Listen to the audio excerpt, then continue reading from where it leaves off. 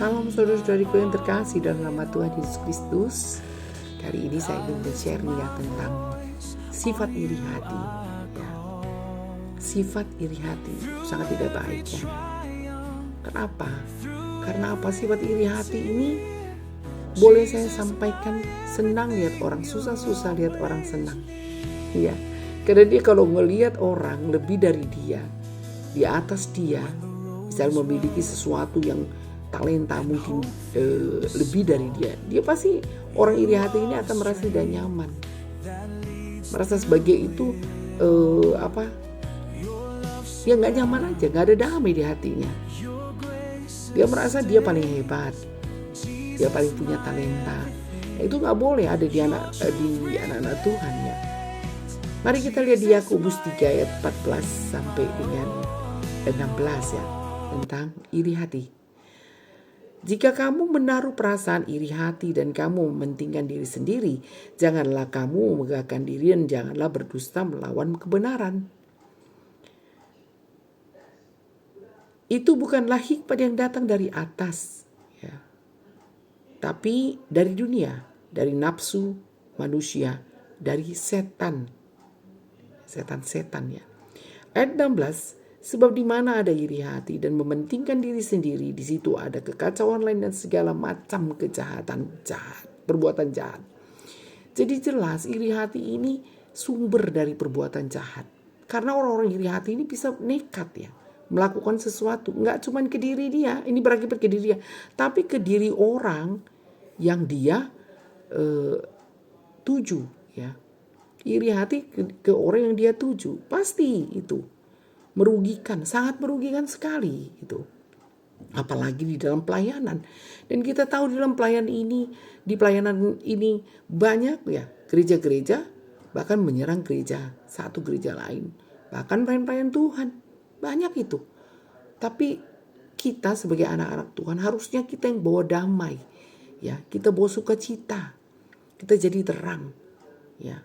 Bukan malah kita jadi sebab musabah ya. Boleh saya bilang sumbernya gitu loh. Kalau ada nih orang iri hati, ini pasti rusuh. Apapun kegiatan di gereja, kalau ada salah satu orang iri hati di dalam itu, pasti akan rusuh, akan kacau. Ya, nggak berjalan program dengan baik di gereja. Itu anak-anak Tuhan harus waspada dengan dosa iri hati. Makanya setiap pelayan-pelayan Tuhan dan anak-anak Tuhan itu harus dibentengi dengan apa? Dengan firman, ya. Senjata firmanmu. Senjata buat dirimu ya firman Tuhan. Harus kuat. Jadi kalau sudah tahu, itu kan pekerjaan setan dan kita harus tahu itu. Ya kan yang diserang adalah pikiran, mata kita. Itu yang diserang itu, ya. Pikiran kita dikacaukan. Wah, dia lebih hebat dari kamu. Nyanyinya lebih bagus dari kamu, talentanya super, lebih baik. Wah, cara khotbahnya lebih bagus. Wah, program kerjanya lebih baik. Segala macam itu. Ya. Dan kita jangan malah menjadi sumber musabah itu semua. Dan itu akan, yang jelas di Alkitab ini dikatakan, itu akan menjadi sumber dosa ya. Sumber dosa kita karena pikiran kita, karena dipakai setan gitu ya.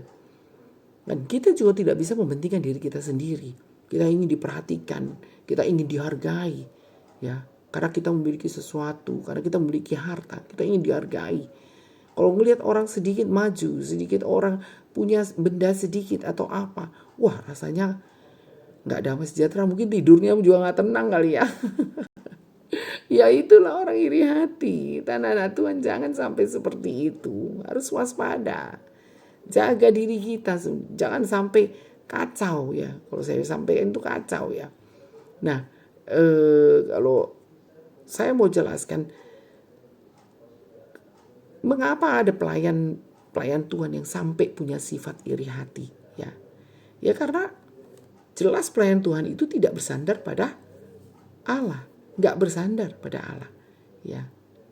Paulus berkata, kalau aku mau bermegah karena kelemahanku. Dengan kelemahanku kuasamu menjadi sempurna. Nah memang iri hati ini merusak dan menghancurkan. Karena apa lagi ya? Karena memang nggak ngerti dia tentang bagaimana rencana-rencana Tuhan itu. Dia nggak tahu, ya. Yang dipikirnya hanya diri sendiri gitu loh. Tuhan itu sudah memberikan kita berbeda talenta satu sama lain. Ya, apapun kebiasaan kita itu Tuhan yang beri. Kita hidupkan karena kasih karunia Tuhan. Salah satunya Tuhan kita diberikan talenta. Dan kita nggak usah iri dengan orang lain. Pergunakan talentamu. Ya, sebisa kau lakukan untuk melayani Tuhan. Nggak usah kita lihat kiri kanan, nggak usah kita pandang, wih dia begini, dia nggak usah. Kuasai matamu, kuasai pikiranmu, kuasai hatimu, itu nomor satu. Ya, sehingga kita tidak pancing iblis, kita tidak pancing diri kita ya masuk dalam jebakan iblis. Ya, itu. Dan kemudian ya karena dalam pelayanan itu jangan sampai ada sombong, ya, sombong pribadi yang sombong. Karena kalau ada pribadi yang sombong itu yang susah, ya. Sombong merasa bahwa orang itu harus di bawah dia, ya. Orang itu harus di bawah dia. Dia yang bisa segala sesuatu. Dia merasa gitu.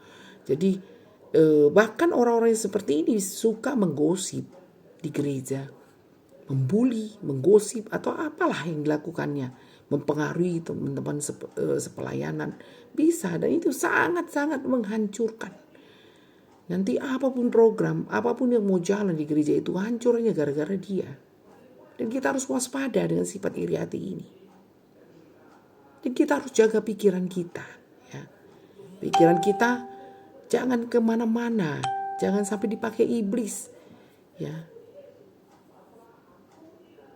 Jangan sampai kita susah lihat orang bahagia. Kita harus ikut bahagia. Gitu? Kita harus ikut bahagia. Jangan sampai kita tertekan hanya ngelihat orang bahagia, orang sukses, orang berhasil. Ya. Kendalikan pikiran kita.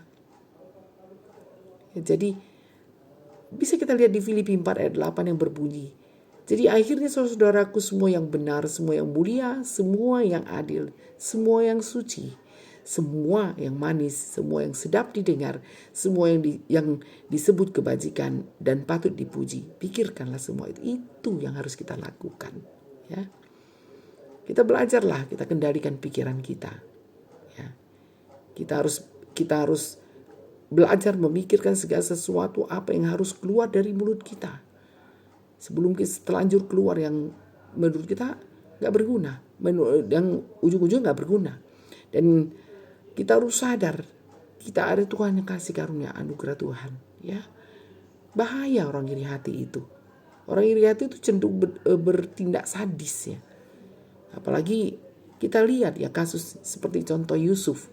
Bagaimana saudara-saudaranya sendiri loh itu yang melakukan kejahatan, lempar dia masuk ke dalam sumur.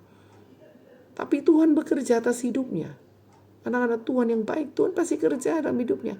Sekalipun dia jual, jadi budak, jadi apa, tapi Tuhan kerja. Tuhan angkat terus. Sekalipun dia direcehkan oleh istri Potifar, tapi tetap dia berdiri. Sekalipun dia dipenjara untuk menegakkan kebenaran, enggak apa-apa dilakukannya. Tapi lihat ujung-ujung bagaimana cara kerja Tuhan. Diangkat Tuhan. Ya, ketika Mesir susah, kemarau, dia punya lumbung-lumbung, bahkan dia terkenal. Itulah cara kerja Tuhan. Bagaimana anak-anak Tuhan pasti dipelihara. Tapi makanya kita harus jaga sifat iri hati kita. Jangan ada di pikiran kita. Ya, orang iri hati itu gak bersih.